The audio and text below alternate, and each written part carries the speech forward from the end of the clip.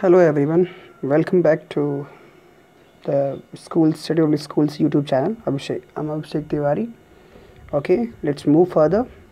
आगे बढ़ते हैं बच्चों, और एक और लेक्चर को मैं आपके सामने प्रेजेंट करने चल रहा हूँ. This lecture is about Russian Revolution.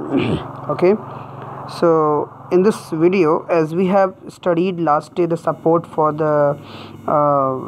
the socialism, कि कैसे सोशलिज़म को world wide support, Europe wide support जो है मिल रहा था, और उस सपोर्ट से सोशलिज़म ने एक रेवोल्यूशन असाइन किया, एक रेवोल्यूशन लाके खड़ा किया दुनिया के सामने, स्पेशली रशिया के सामने.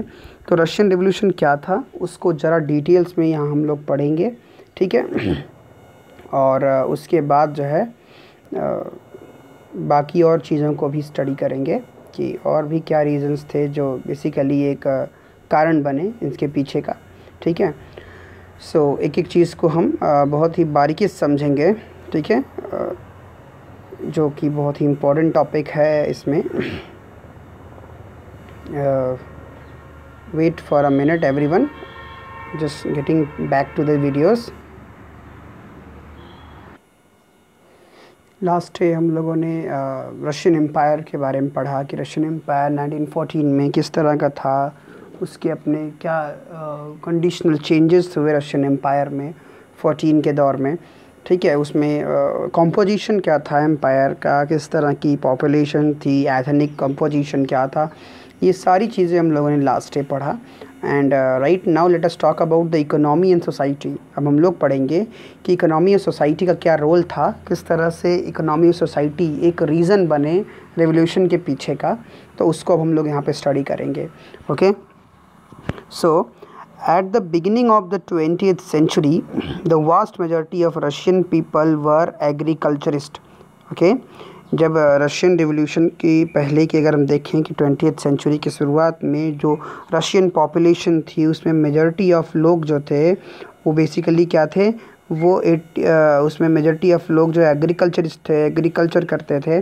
85% जो है लोग रशियन एम्पायर के जो पॉपुलेशन थी earned their livings from agriculture. 85% लोगों को अपनी लिविंग्स एग्रीकल्चर से प्राप्त होती थी, ठीक है, from agriculture. This proportion was higher than in most European countries. ये प्रोपोर्शन जो है कई यूरोपियन कंट्रीज़ के प्रोपोर्शन से कहीं ज़्यादा थी, ठीक है. तो अगर देखा जाए तो पॉपुलेशन का एक बड़ा हिस्सा जो बेसिकली इस तरह की ऑक्यूपेशन में इंगेज था, जो 85% तक के लोग जो हैं वो बेसिकली किस में इंगेज हैं, एग्रीकल्चर में इंगेज थे. तो रशियन जो बाकी और पॉपुलेशन थी यूरोपियन कंट्रीज़ की, उनके प्रोपोर्शन के कंपेयरिंग में ये कहीं ज़्यादा था. Okay, this proportion for instance in France and Germany the proportion was between 40% and 50%.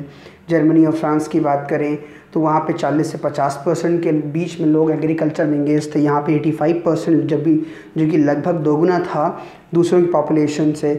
In the empire cultivators produced for the market as well as for their own needs and Russia was a major exporter of grain. So उस empire में जो है cultivators जो थे produced for the market, वो बाज़ार के लिए प्रोड्यूस किया करते थे, as well as for their own needs, अपनी आवश्यकताओं के लिए भी प्रोड्यूस किया करते थे, ठीक है. बाज़ार के साथ साथ अपनी ज़रूरतों के लिए प्रोड्यूस किया करते थे. And Russia was a major exporter of grain, और रशिया जो था वो एक मेजर एक्सपोर्टर हुआ करता था ग्रेन का, ठीक है. So industry was found in pockets. तो जो इंडस्ट्रीज़ थी वो बहुत ही पॉकेट्स में सीमित रूप से वहाँ पे थे. Prominent industrial areas were sent Petersburg and Moscow, ठीक है. जो बेसिक एरियाज़ थे, मेजर एरियाज़ थे, वो पीटर्सबर्ग और मॉस्को ही हुआ करते थे. Craftsman undertook much of the production. Craftsman जो हुआ करते थे अधिकतर प्रोडक्शन को अपने हाथों में रखते थे. But large factories existed along side craft workshop. लेकिन ढेर सारी फैक्ट्रीज़ जो थी वो वर्कशॉप के आसपास ही जो है बसती थी, उन्हीं के पास इस्टेब्लिश थी. बहुत सी फैक्ट्रीज़ थी वह सेटअप इन द 1890s, जो 1890s के दौर में सेटअप की गई. When Russia's railway network was extended. जब रशिया का रेलवे नेटवर्क बढ़ने लगा तो उस दौर में भी बहुत से ऐसे बहुत सी फैक्ट्रीज उस दौर में जो है रेलवे नेटवर्क के बढ़ने या बिछने के बाद से वहाँ पे स्टैब्लिश हुआ। Okay, so in foreign investment industry increased, और इसके अलावा जो फॉरेन इन्वेस्टमेंट था इंडस्ट्रीज़ में वो भी रेलवे के इस्टेब्लिशमेंट के साथ ही तेज़ी से रशिया में बढ़ने लगा। कोल प्रोडक्शन भी डबल हो गया। आयरन और स्टील आउटपुट जो है वो क्वाड्रपल्ड हो गए, मतलब कि आयरन और स्टील प्रोडक्शंस भी जो है उसका आउटपुट भी जो था उसी के साथ साथ कोयले के साथ साथ 4 गुना के आसपास बढ़ गए। By the 1900 in some areas factory workers and craftsmen were almost equal in number. कई एरियाज़ में 1900 के दौर में कई ऐसे एरियाज़ थे फैक्ट्री के जहाँ क्राफ्ट्समैन और इसके साथ साथ were almost equal in numbers, craftsmans और वर्कर्स ना दोनों जो हैं लगभग एक बराबर हो चुके थे। सो ये दशाएं थी रशिया में। Most industries was the private property of industries. अधिकतर जो प्रॉपर्टीज़ थी, ठीक है, अब यहाँ से आप देखिए कि अधिकतर जो प्राइवेट इंडस्ट्रीज़ थी वो प्राइवेट प्रॉपर्टीज़ थी, मतलब टाटा बिरला जैसे इंडस्ट्रियलिस्ट की होती थी। Government supervise large factories to ensure minimum wages. सरकार सुपरवाइज करती थी बड़ी फैक्ट्रीज़ को जिससे कि मिनिमम वेजेस को इंश्योर किया जा सके। And limited hours of work, और एक सीमित मात्रा में काम के घंटे भी निर्धारित किए जा सके कि इतने घंटे ही काम करना है। But factory inspectors could not prevent rules being broken.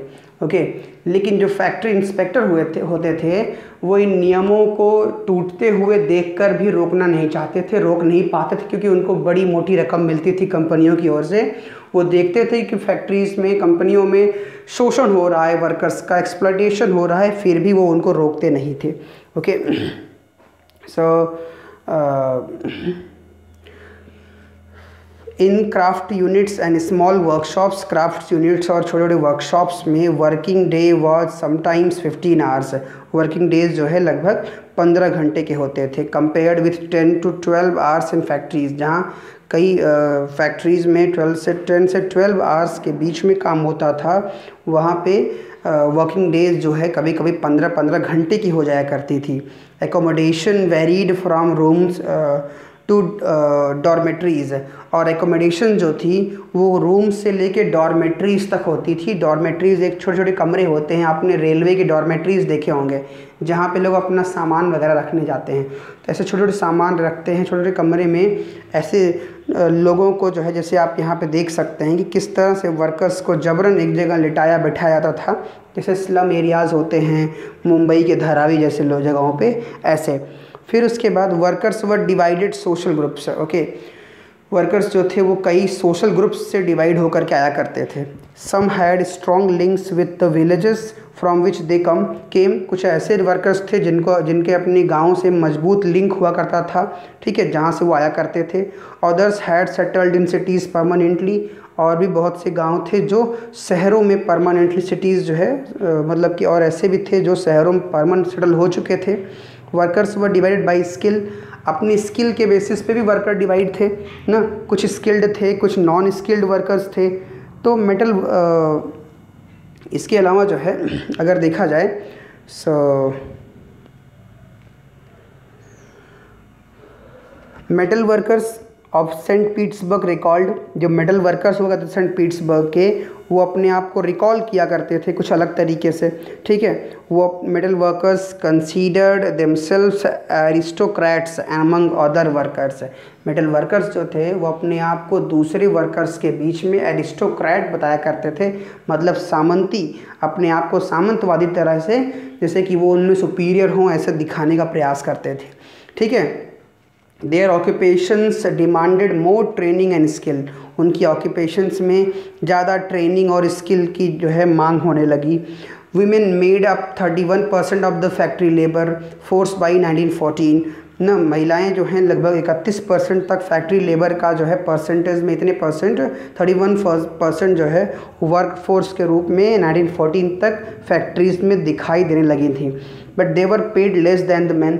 समस्या ये थी कि महिलाओं को पुरुषों से कम सैलरी पे की जाती थी, काम भले ही एक बराबर कर रहे हों, ठीक है। So between half and 3/4 of man wage, मतलब एक पुरुष की सैलरी का आधा या लगभग 3/4, 3/4 कहते हैं उसको, 3/4 divisions among workers showed themselves in dress and manner too. जो डिवीज़न था वर्कर्स का वो उनके ड्रेस और मैनर्स में भी दिखाई पड़ता था। कुछ वर्कर्स वेल ड्रेस हुआ करते थे, कुछ वर्कर्स जो थे वो वेल मैनर्ड होते थे, कुछ उनसे अलग होते थे। Some workers formed association to help members in times of unemployment. कुछ वर्कर्स ने फिर धीरे धीरे अपनी एक एसोसिएशन बना डाली जहाँ पे वो ना काम अनएम्प्लॉयमेंट के समय, बेरोजगारी के समय में बाकी वर्कर्स की मदद करने लगे। और फिनेंशियल हार्डशिप ना या कठिनाइयों के समय में, but such associations were few, लेकिन ऐसे संगठन बहुत ही सीमित थे। Despite divisions workers did unite to strike work stop work ना। इस डिविजन्स के बावजूद भी वर्कर्स अक्सर यूनाइट होते थे, जुड़ करके स्ट्राइक करते थे काम रोकने के लिए। When they disagree with employers about dismissal और वर्क कंडीशन, कभी कभी जब वर्क कंडीशन और डिसमिशल की जो कंडीशंस हुआ करती थी, जब उनसे लोग सहमत नहीं हुआ करते थे तो वर्कर्स जो हैं स्ट्राइक भी करते थे, भले ही उनके बीच में इतना डिवीज़न था। ठीक है, so these strikes took place frequently in the textile industry. ये जो स्ट्राइक्स थे वो बार बार टेक्सटाइल इंडस्ट्री में हुआ करती थी। ड्यूरिंग 1896 एंड 97 के दौरान जो है फिर टेक्सटाइल इंडस्ट्रीज़ में ज़्यादा कई बार होती थी। And in the metal industries during 1902 और 1909 के दौर में ये मेटल इंडस्ट्री में भी स्ट्राइक्स होने को देखने को मिली। In the countryside peasants cultivated most of the land. Countryside में पीजेंट जो थे वो ज़्यादातर कल्टिवेट करते थे अधिकतर हिस्सों को। But the nobility, the crown and the Orthodox church owned large properties. गाँव की तरफ अगर बात करें तो peasants cultivated most of the land, अधिकतर हिस्सों पे किसान जो है खेती करते थे। लेकिन जो नोबेलिटी हुआ करते थे समाज में, श्रेष्ठ लोग, क्राउन मतलब राजशाही और ऑर्थोडॉक्स चर्चेस के लोग जो होते थे, ये क्या करते थे, ओन्ड लार्ज प्रॉपर्टीज़, इनके पास ढेर सारी प्रॉपर्टीज़ हुआ करती थी। Like workers peasants too were divided, workers और पीजेंट्स भी डिवाइड हुआ करते थे। They were also deeply religious, ये भी धार्मिक रूप से बहुत गहरी धार्मिक भावना इनके अंदर होती थी। But except a few cases they had no respect for the nobility, लेकिन कुछ केसेस को छोड़ करके नोबेलिटीज़ के लिए इनके अंदर कोई रिस्पेक्ट नहीं थी। Nobles got their power and position through their services to the tsar. जो नोबल्स थे, नोबल्स का मतलब जो समाज के इंडस्ट्रियलिस्ट और तमाम ऐसे लोग थे, लैंडलॉर्ड्स वगैरह, इनके पास क्या था, इनके पास जो है जो पावर्स थे वो कैसे थे, ये लोग जार राजाओं की सेवा करके ये सब इकट्ठा करते थे। नॉट थ्रू लोकल प्रॉपर्टी, कोई लोकल पॉपुलरिटी के थ्रू नहीं करते थे ऐसा। This was unlike France where during the French revolution in Britain ना। अगर हम बात करें कि this was unlike France, France के अलावा अगर देखें ये चीज़ें फ्रांस में भी देखने को मिलती है ड्यूरिंग द फ्रेंच रिवोल्यूशन, कि फ्रेंच रिवोल्यूशन के दौरान in Brittany peasants respect nobles and fought for them. जो ब्रिटानी थे ना वो क्या कि पीजेंट्स की रिस्पेक्ट जो है नोबल की करते थे और उनके लिए लड़ाई भी लड़े। So in Russia peasants wanted the land of the noble to be given to them. वो चाहते थे रशिया में कि नोबल से ज़मीन ले करके उनको दे दिया जाए ना। फ्रिक्वेंटली दे रिफ्यूज़ टू पे rent and even murdered landlords. और फिर उसके बाद उन्होंने अपना टैक्स देने से मना कर दिया कुछ किसानों ने लैंडलॉर्ड्स को, और बल्कि एक दो लैंडलॉर्ड्स की हत्या भी कर डाली। तो ये सब भी रीजंस हैं। इन 1902 this awkward on a large scale in south Russia.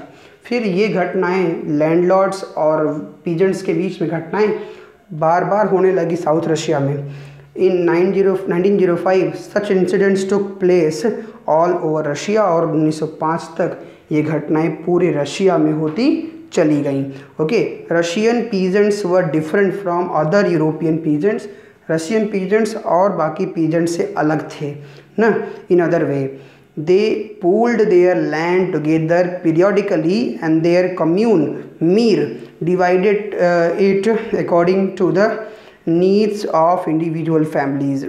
क्या करते थे, दे पूल्ड देयर लैंड, वो अपनी ज़मीनों को इकट्ठा करते थे पीरियडिकली समय समय पर, एंड देयर कम्यून, और जो उनकी कम्यून होती थी, मीर जो कहते हैं, डिवाइडेड इट, मतलब जो उनका हेड होता था वो उनको डिवाइड करता था according to their needs of the individual families, कि इंडिविजुअल फैमिली की नीड क्या है उसके बेसिस पे वो उस आउटपुट को डिवाइड करता था, जो कम्यून था, जो मुखिया था उनके ग्रुप का, वो उनको डिवाइड करता था।